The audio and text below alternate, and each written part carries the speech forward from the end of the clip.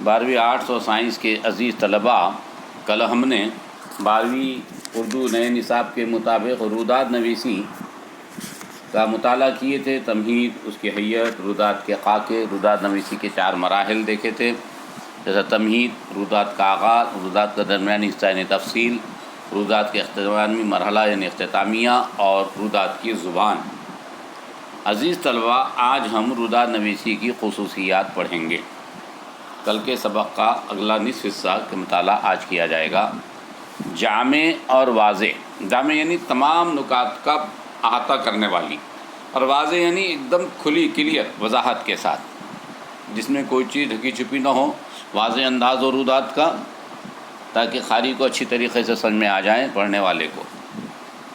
روداد کی نوعیت کی مناسبت سے اس میں تاریخ، دن، وقت، مقام، شرکاء کے نام، عہدے، تقریب کی عملی صورت، مقاصد، اعداد و شمار اور نتیجے وغیرہ اہم نکات کا اندراج واضح طور پر اور غلطیوں سے پاک ہونا چاہیے۔ اعتباریت یعنی معتبر ہونا چاہیے، اعتبار کے لائق ہونا چاہیے۔ روداد میں کسی قسم کی جھوٹ یا غلط بات نہیں ہونی چاہیے۔ روداد میں درج صحیح معلومات روداد کو اعتبار بخشتی ہے۔ روداد کی اس اعتباریت کی وجہ سے بعض اوقات سنگین مسائل کو حل کرنے کے لیے ثبوت کے طور پر بھی استعمال کیا جاتا ہے۔ یہ روداد کی سب سے اہم خصوصیت ہو سکتی ہے۔ سہل اور سادہ۔ یہ توقع، یہ امید کی جاتی ہے کہ ممکنہ حد تک عام آدمی بھی روداد کو بآسانی سمجھ سکے۔ اس مفروضے کے تحت جب روداد لکھی جاتی ہے تو قصداً اس کی زبان آسان اور عام فہم رکھی جاتی ہے۔ بلا وجہ اس میں مشکل الفاظ اور پیچیدہ اصطلاحات کا استعمال نہیں کیا جاتا۔ روداد میں فصیح و بلیغ زبان، ڈرامائی انداز اور صنائع بدائع سے کلی طور پر اجتناب برتا جاتا ہے۔ اجتناب یعنی پرہیز، رکا جاتا ہے۔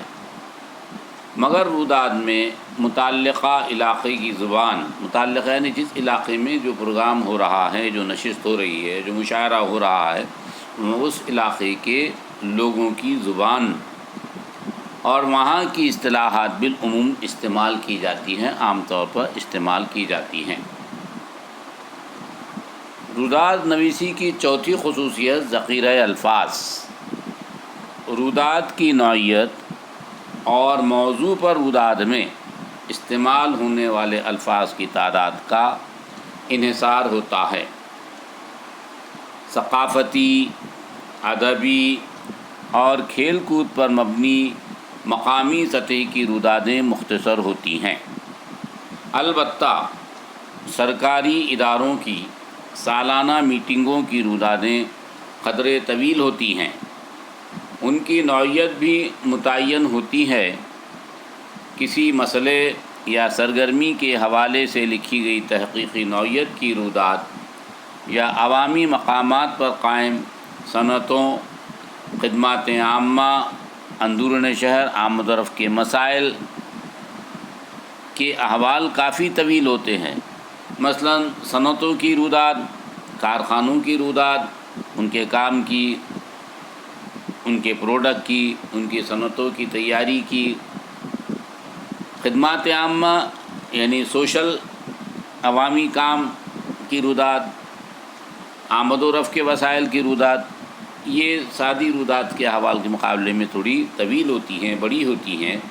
ان میں بہت زیادہ معلومات، اعداد و شمار، مشاہدات، تفصیلات اور نتائج شامل کیے جاتے ہیں۔ کسی تقریب یا جلسے کی روداد 3-4 صفحات پر مشتمل ہوتی ہیں، جبکہ کسی کمیشن کی روداد 1000 یا زائد صفحات کی بھی ہو سکتی ہیں۔ کمیشن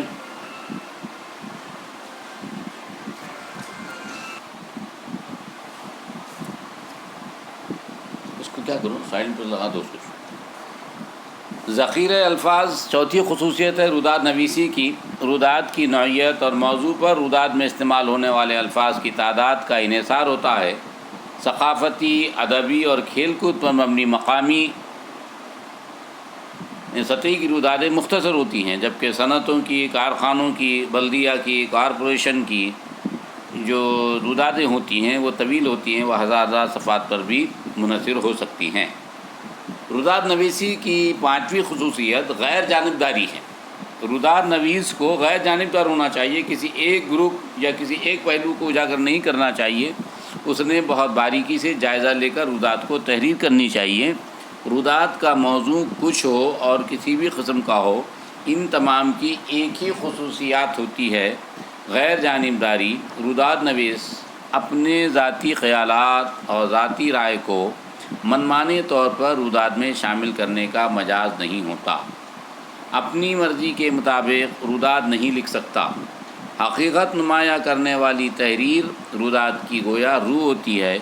الگ الگ تقریبات، مجلسوں، تحقیقاتی سرگرمیوں میں روداد نویس نے کیا محسوس کیا، روداد نویس یعنی روداد لکھنے والا نے کیا محسوس کیا، اس کا اپنا ذاتی جائزہ، اور ذاتی جائزہ بھی غیر جانبدار ہونا چاہیے۔ کیا دیکھا، کیا سنا وغیرہ تمام پہلوؤں کا تذکرہ روداد میں ہونی چاہیے، اس کے جزیات کی حقیقی تفصیل روداد میں تحریر ہونا ضروری ہے۔ عزیز طلبہ، ابھی ہم روداد نویسی کی خصوصیات دیکھ رہے تھے، اب ہم روداد نویسی کے لیے غور طلب امور، یعنی روداد نویس کو روداد تحریر کرتے وقت کن نکات کو مد نظر رکھنا چاہیے اور پھر روداد تحریر کرنی چاہیے۔ روداد نویسی کی اپنی ایک حیثیت ہے، روداد نویسی کا اپنا ایک فن ہے، وہ اس انداز میں ہونی چاہیے تو ہی روداد کامیاب روداد تحریر کہلاتی ہیں۔ روداد نویسی اگرچہ ادب کی صنف نہیں، لیکن یہ تحریر کا ایک ہنر ہے۔ کوٹھاری کمیشن کی روداد کا پہلا ہی جملہ، آزاد ہندوستان میں تعلیمی پالیسی کے تحت جو پہلا کوٹھاری کمیشن بنا تھا ڈاکٹر تارا چند کوٹھاری کا، اس کی روداد کا پہلا ہی جملہ ہے "The density of India is being shaped in her classroom"۔ عزیز طلبہ، اس کا مطلب ہے کہ بھارت کی تقدیر جماعت کے کمروں میں تشکیل پا رہی ہے۔ ڈاکٹر تارا چند کوٹھاری نے واضح طور پر لکھا تھا کہ بھارت کی تقدیر اسکول اور کالجوں کے کلاس روم میں پل رہی ہیں، بڑھ رہی ہیں، تشکیل پا رہی ہے۔ اس طرح کی خوبصورت رہنما اور فکر انگیز جملوں نیز خیالات کی وجہ سے روداد پرکشش بنتی ہے اور ضرورت کے مطابق اس کا استعمال کیا جا سکتا ہے۔ روداد نویسی کے وقت درج ذیل امور کا خیال رکھا جائے۔ نمبر 1، روداد نویس کو متعلقہ موضوع کا اچھا علم ہو۔ نمبر 2، جو واقعہ رونما ہوا اور جیسا ہوا اس کے مطابق روداد لکھی جانی چاہیے۔ نمبر 3، روداد نویسی کے لیے زبان پر مکمل دسترس ہونی چاہیے، بالخصوص ثقافتی تقاریب کی روداد قلم بند کرتے وقت منظر کشی میں جان پیدا ہو جائے۔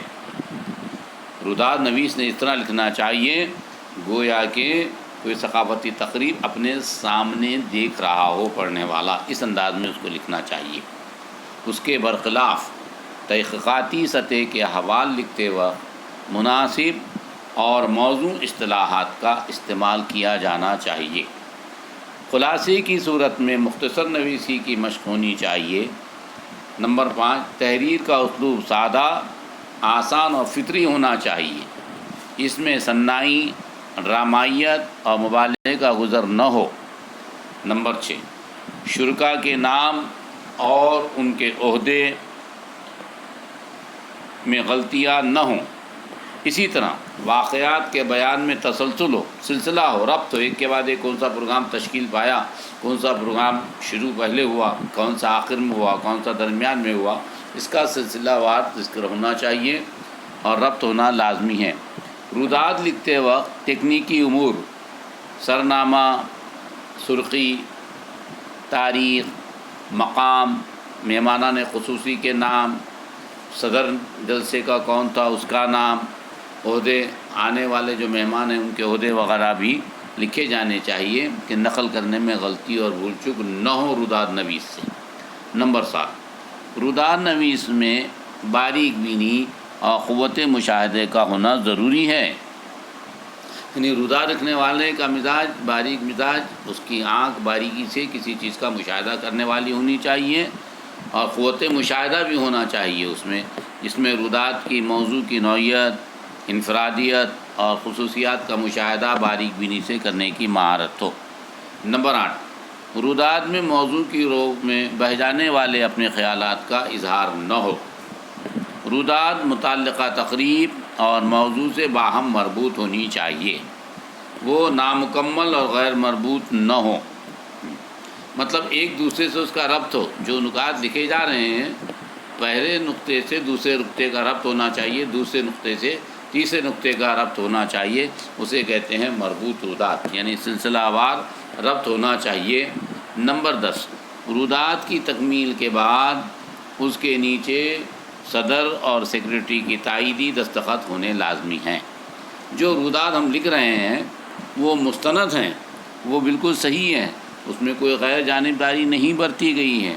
مینوان جو پروگرام ہوا ہے، مینوان جو صحیح واقعات ہیں، مینوان جو صحیح رپورٹ ہے وہ لکھی جانی چاہیے، اور اس کی تکمیل کے لیے، اس کی آتھینٹکسٹی کے لیے، اس کی مستند ٹھہرانے کے لیے، اس روداد کو معتبر ہونے کے لیے، معتبر ماننے کے لیے اس کے نیچے صدر اور سیکریٹری کی تائیدی دستخط ہونا چاہیے، جو اس بات کی علامت ہے کہ یہ جو روداد آئی ہے، یہ جو لکھا گیا ہے، یہ بالکل مستند ہیں، بالکل صحیح ہے۔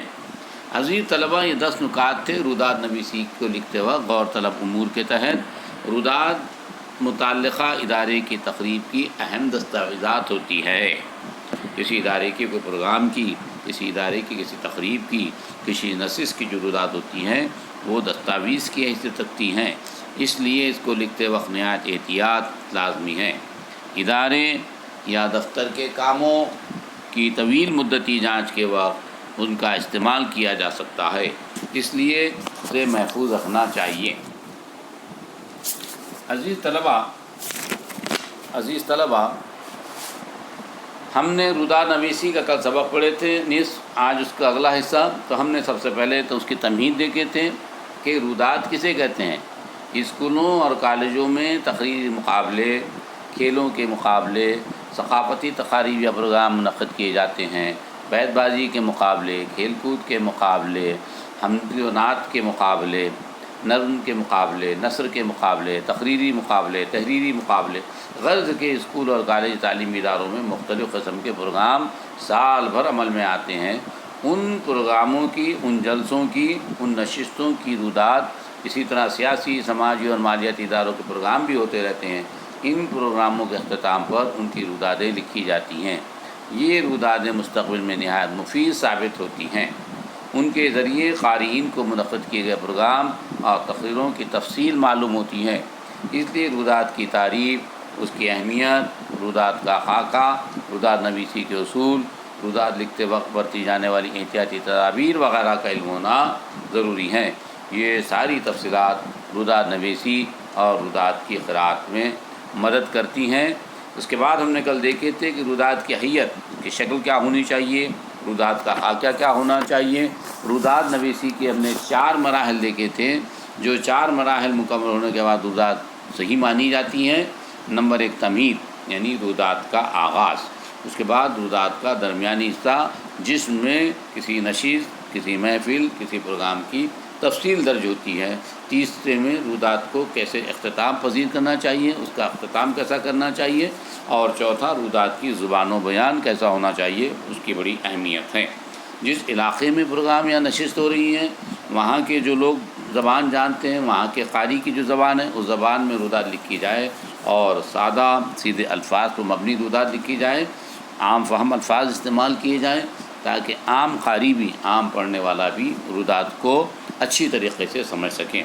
اس کے بعد ہم نے آج سبق میں دیکھے تھے روداد نویسی کی خصوصیات۔ عزیز طلبہ، روداد نویسی کی خصوصیات میں ہم نے دیکھے نمبر 1 جامع اور واضح، یعنی پورے مکمل احاطہ ہونا چاہیے پروگرام یا نشست کا، اور واضح ہونا چاہیے تحریر، اور تحریر میں اعتباریت پیدا ہونی چاہیے۔ اعتبار سے مراد بالکل صحیح اور سالم تاریخ، آنے والے مہمانوں کے صحیح نام، کتنے لوگ حاضر تھے پروگرام میں، اس کی صحیح تعداد وغیرہ ہونی چاہیے۔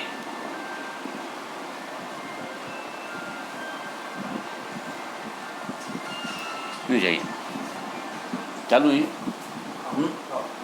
سہل، تیسری چیز ہے سہل اور سادہ، زبان اس کی ایک دم سادی ہونی چاہیے تاکہ عام قاری بھی اس کو سمجھ سکے، پڑھ سکے۔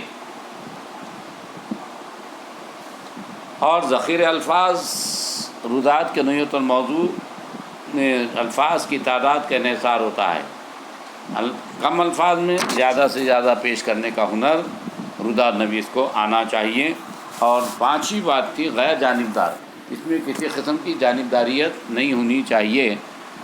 اور اس کے بعد آخر میں عزیز طلبہ ہم نے دیکھا رودات نویسی کے لیے غور طلب امور، جس میں ہم نے نمبر 1 دیکھے رودات نویسی کے متعلق موضوع کا اچھا علم ہونا چاہیے، لکھنے والے کو جس پروگرام یا جس ٹاپک پر نشست یا محفل یا پروگرام ہو رہا ہے اس کو صحیح موضوع کا علم ہونا چاہیے، علم کے بغیر وہ اس کو لکھ نہیں سکتا، اور جو واقعہ رونما ہو رہا ہے جیسا ہو رہا ہے اسی کے مطابق عنوان الفاظ آنے چاہیے۔ تیسری بات رودات سلسلہ وار ہونی چاہیے کہ پروگرام کا آغاز کیسے ہوا، اس کے بعد کیا ہوا، تیسرے نمبر پہ کیا ہوا، چوتھے نمبر پہ کیا ہوا، اس طرح سلسلہ وار رہے گا تو رودات کے اندر جان پیدا ہوگی، اور وہ پڑھنے والوں کو ایسا معلوم ہوگا کہ وہ پروگرام کے سامنے بیٹھا ہوا ہے۔ تو اس طرح عزیز طلبہ رودات کے متعلق ادارے کی تقریب کے اہم دستاویزات وغیرہ کا ہم نے آج مطالعہ کیے۔ آپ لوگوں سے میری ادباً گزارش ہے کہ اس تحریری پیج نمبر 147 سے جو رودات نویسی کا سبق ہے اس کا بغور مطالعہ کیجیے اور اپنے طور پر رودات نویسی کی مشق کیجیے۔ رودات نویسی کے کچھ نمونے میں کل آپ کو آن لائن بھیجوں گا، اس کا بھی بغور مطالعہ کیجیے۔